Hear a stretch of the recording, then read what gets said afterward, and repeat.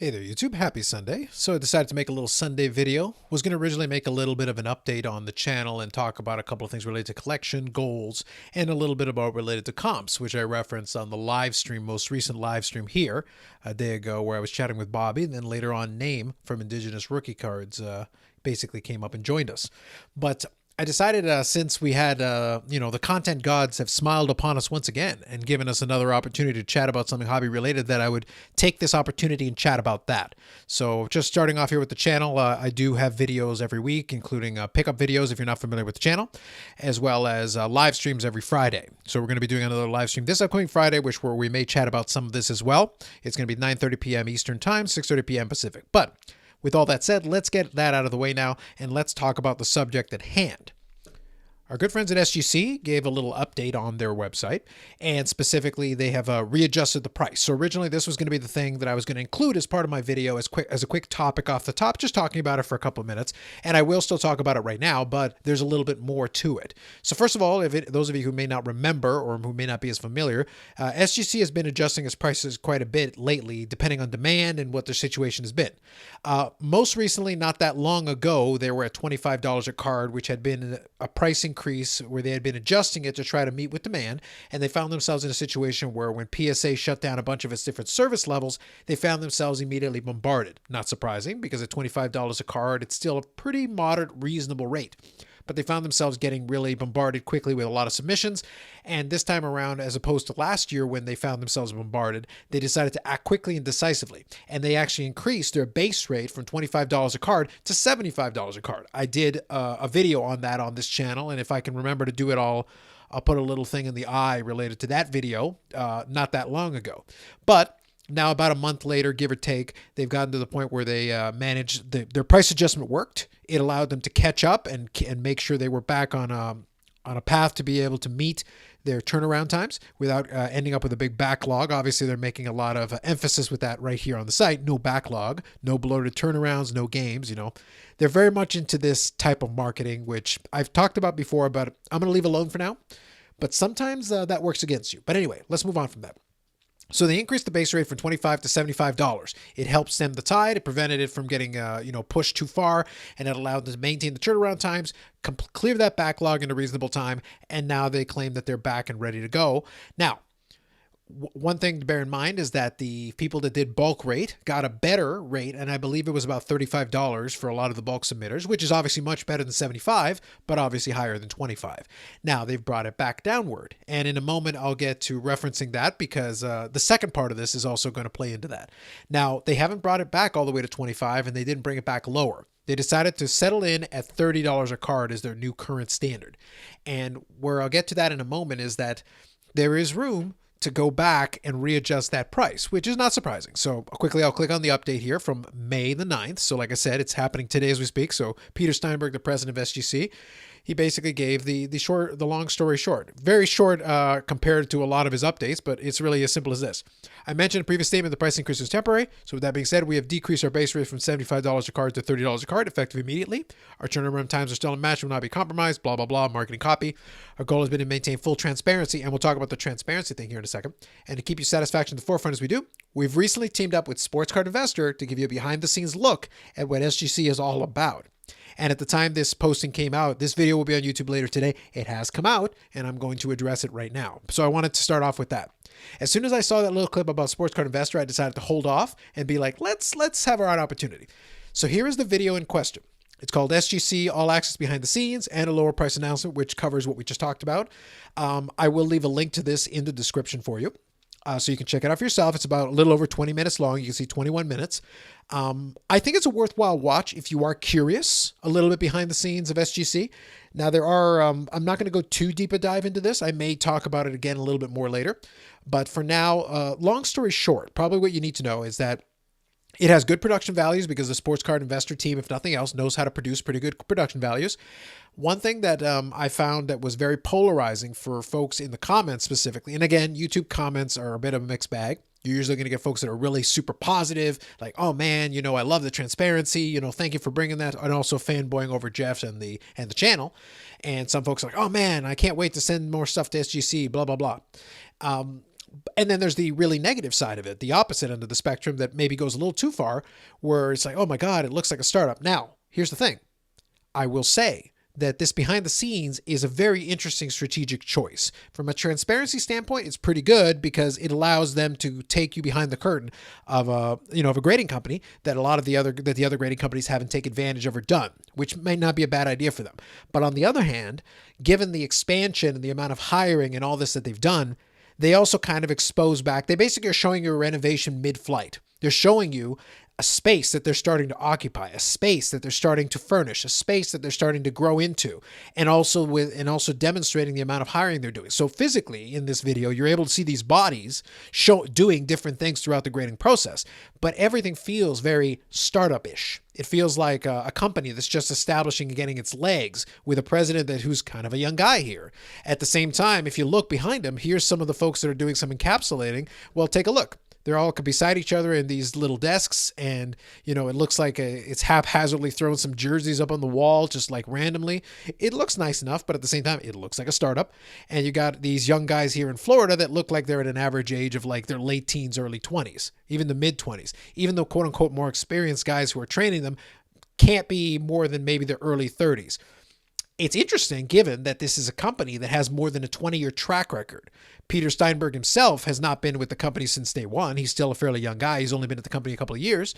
And now he's the one kind of in charge, being the public face presenting this, where it feels like a startup with a bunch of 20-somethings. It feels more like a tech bro startup in Silicon Valley than it does an established trading company with a 20-year track record. I'm not giving that as a negative critique per se, but I'm saying that's the perception you get just looking at a lot of the movement around it. It's like, okay, I'm glad you're showing all this transparency, but where are the adults? Who's really in charge here? Peter theoretically is the one in charge, but at the same time, like he's had his own missteps, and it is kind of interesting that this is the public face you've decided to show. Again, it is a strategic move. We'll see long term how it plays out, but it is very interesting. And as part of this little story they're doing is that they, through this narrative thread, Jeff is submitting some cards directly in that are basically getting put through. And as they do the walking tour, obviously they then push you towards another video that'll be upcoming later on in the channel where they'll reveal the grades as part of this transparency process. I'm not going to play this video for you. I do recommend that you do check it out if you are interested in some of this behind the scenes. They do walk around and show the different departments and different sections and walk you around, but I do want to show you a couple of little clippets and snippets. So let me move forward a little bit here. And this is the encapsulation machine. So again, it's kind of cool to have a little bit of transparency seen behind it. Now, one quick thing I would point out, it does feel like a kind of a sparse office space, but that plays into kind of the startup, and we're just getting moved into this building and we're just building up aesthetic that, is probably the reality with SGC. They're showing you a renovation partway through, really. The house isn't done, so to speak, but at the same time, they made a decision to show it to you at this phase rather than wait until it's completely fleshed out and more presentable, so to speak, but so be it. One thing that does kind of interest and maybe concern me a little bit is, do they really just have one encapsulation machine? What happens if there's an issue? What happens if machines break down? What happens if there's any kind of a mechanical problem? Does that mean you don't encapsulate anything today?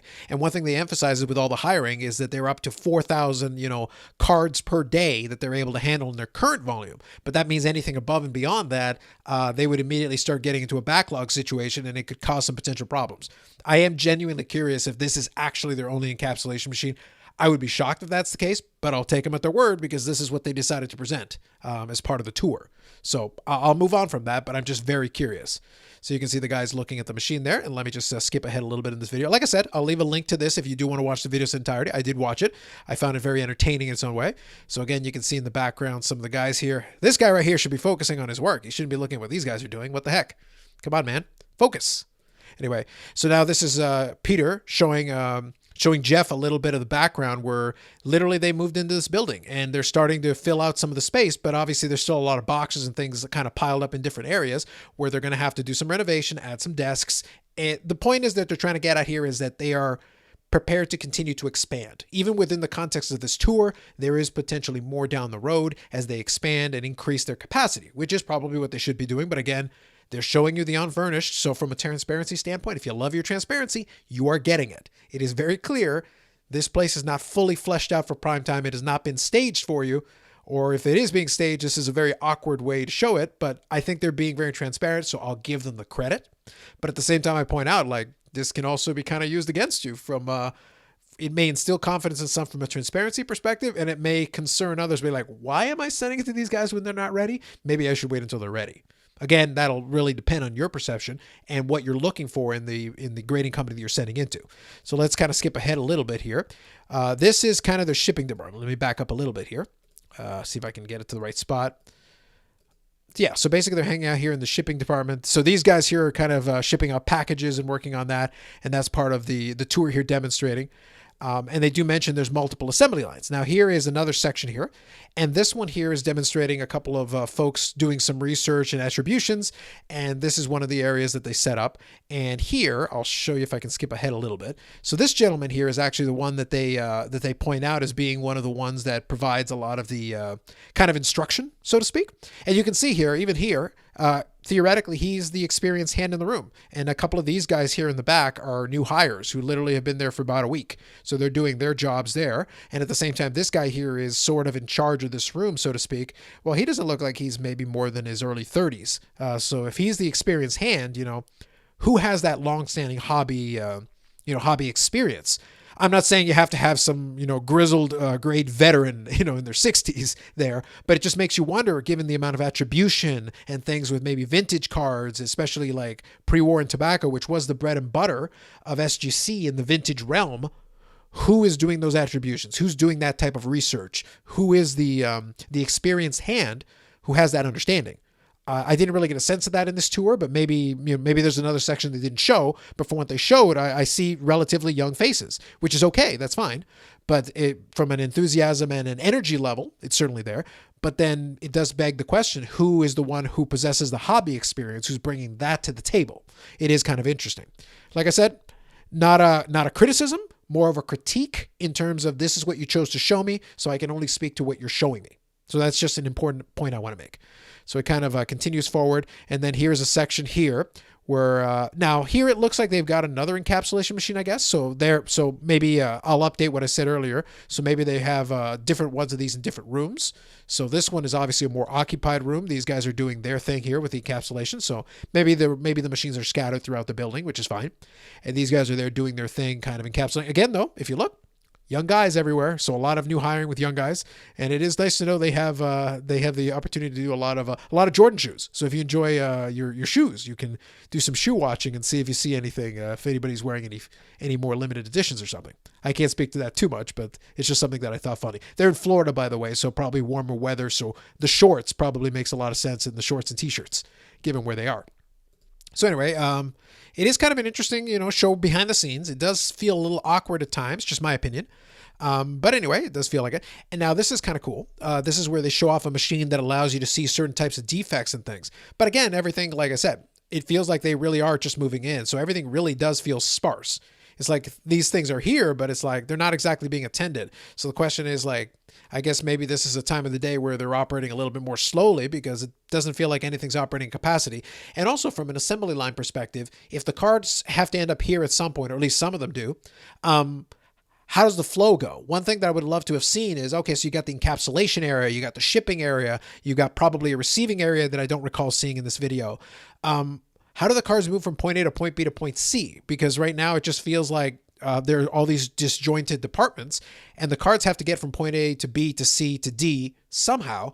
And right now it just feels like, I guess they almost have to teleport, or somebody has to physically walk them over. And it feels like it could probably be a more efficient flow if these things kind of went in some kind of a sequence. And right now it feels very disjointed and out of order.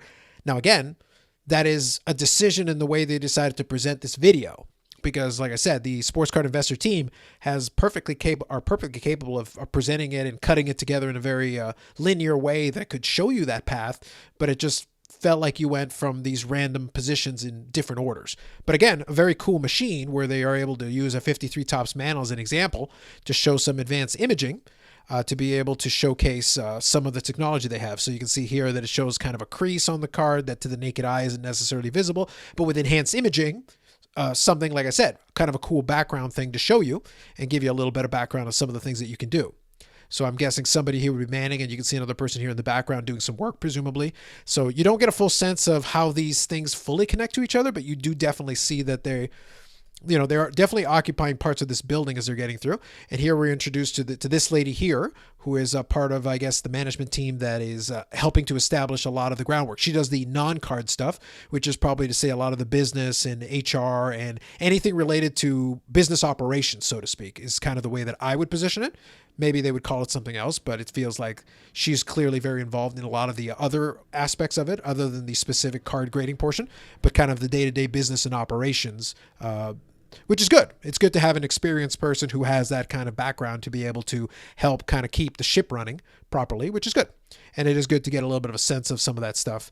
And then obviously we've got a more kind of footage of some of the areas in operation, the stacks of slabs here. This guy's doing some encapsulating here and checking the quality control aspect of it. They did showcase that.